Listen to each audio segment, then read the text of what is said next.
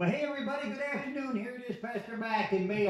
We are Roadside Ministry. What a day the Lord has blessed us with today. You know, this is the day that the Lord hath made, and we shall rejoice in it. I'm just so blessed today to have our dear friend Lillian here with us. You know, of course, she serves on our executive board as our secretary, and she does so much more behind the scenes that a lot of people don't even know. And I'm telling you what, we are listening to what you're asking us. We're listening to what you are asking us. And Lillian has agreed, agreed not to be here just today, but to be here 5 days with us. Thank you. Oh, you're welcome, Pastor Mac. We want to thank you so much. And we want to thank all our subscribers for all the emails that you have sent to us. We want to remind you to please like, share, and subscribe. And Pastor Mac, we want to thank you so much for taking time out of your busy schedule. I know you just came back from one of our great commissions that you came through. And we want to thank you so much for taking time out of your busy schedule. But we have questions that the subscribers have sent in, and a couple of them we want to share with you. So the first question that some of them have asked is, what exactly is Roadside Ministry? Can you share that with us? Well, Lillian, Roadside Ministry is a unique ministry. We're a unique mobile ministry, and we travel across the country. We travel across the country carrying the gospel message of Jesus Christ unto salvation. You know, God has told us to go and share the gospel message with folks. And because we are sharing the gospel message with literally hundreds, thousands of people across our country over these last 2.5 years. That is amazing. That's great. Now, when you say mobile, is that over the phone and you calling people, or how is that?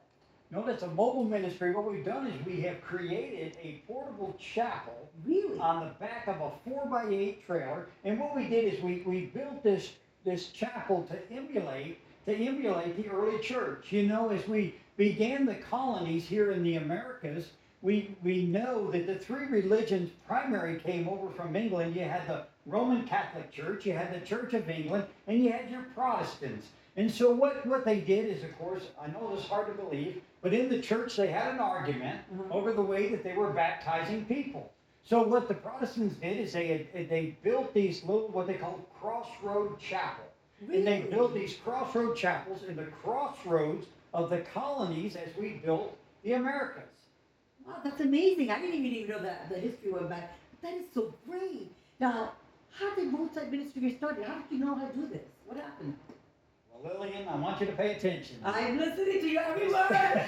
This is unbelievable because it all started right over my shoulder. Where? This is the Indian River. The river. And the Lord spoke to me one day on the river. I was out walking along the riverfront, and God spoke to me, and He says, Roadside Ministry.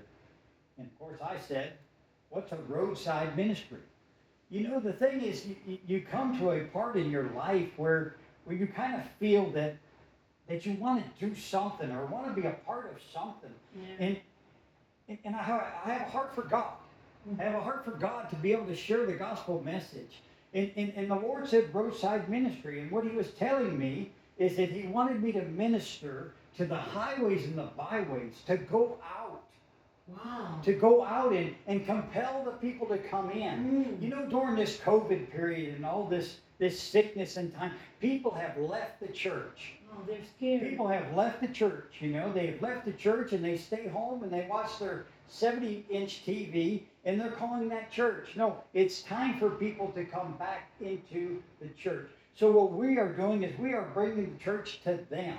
That's awesome. That's great. You're giving them hope, so to speak. Giving them hope, Lord. Lily, Lord, what we do is we go out there and we minister to them. We minister the gospel of John to them. We have bottles of water. Wow. Bottles of water that we've got a label on it called the living water. You know, we give out these bottles of water or we give out gospel tracts, you know, the gospel of John, other printed literature. You know, we even go to the hospitals.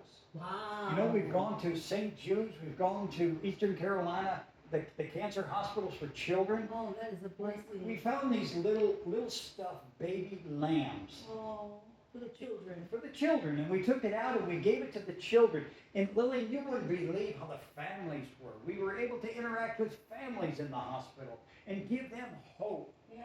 Give them, you know, there might have been some that didn't believe. But you know what?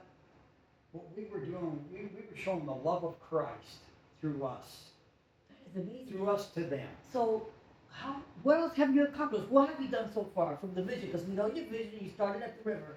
So what have you accomplished so far to this day? Tell me. Well, this far, what we've done, and it's unbelievable. Okay, I'm listening. It's unbelievable because we have been able to accomplish 2 crusades across this country.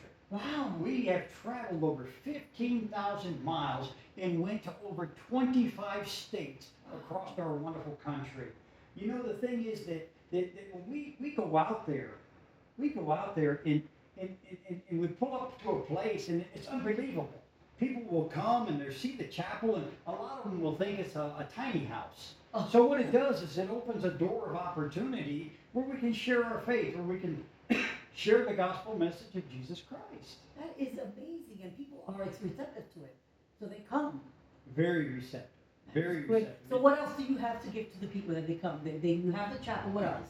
Well, what we do is we also serve packaged food, Really? bottles of water, as I Okay. spoke of. We serve gospel tracts. You know, sometimes the little we're actually set up and cook a hot meal. Really? Cook a hot meal like sausage and eggs or sausage biscuits or something like that, and for coffee. For Oh my! coffee. Yeah, you need the coffee if you're gonna be out. Yeah, and you know what? The truckers out there, they Yes. tell us that it's wonderful to get that hot cup of coffee from us than it is to go to the machine or go back out on the highway and take the next exit to get a cup of coffee. Wow. And, you know, that is so great because you're ministering to their need. You know, you're dealing with them where they're at. So, just a quick question, another one. How did you get how did you pay for all this? Because I know you got the vision and you went out. How did this money come along? I mean, Lily, you look at the financial part. You know, we are a 501c3. what does that mean? We're nonprofit by the government. They give us a tax-free number Okay. that if companies want to give, or even individuals, Mhm. they can claim it on their income taxes. What that does for us is it allows us to reach out to companies, reach out to individuals. Most of our donations, of course, we're not a part of a mission board. Most of our donations come from people like you and I. Right. So just regular people like the people that have been list subscribers, they're the ones.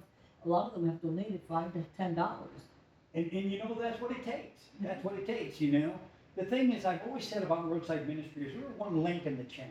Mm-hmm. The more people that link together, the more stronger the ministry That gets for the makes so cause much of Christ. sense. And you know, as the Bible speaks of, it says, for the least you've done unto someone else, you've done unto me. You know, the thing is that most of us, all of us, probably live on what we call fixed income. Yeah, especially You know, with the especially economy. during these economical times.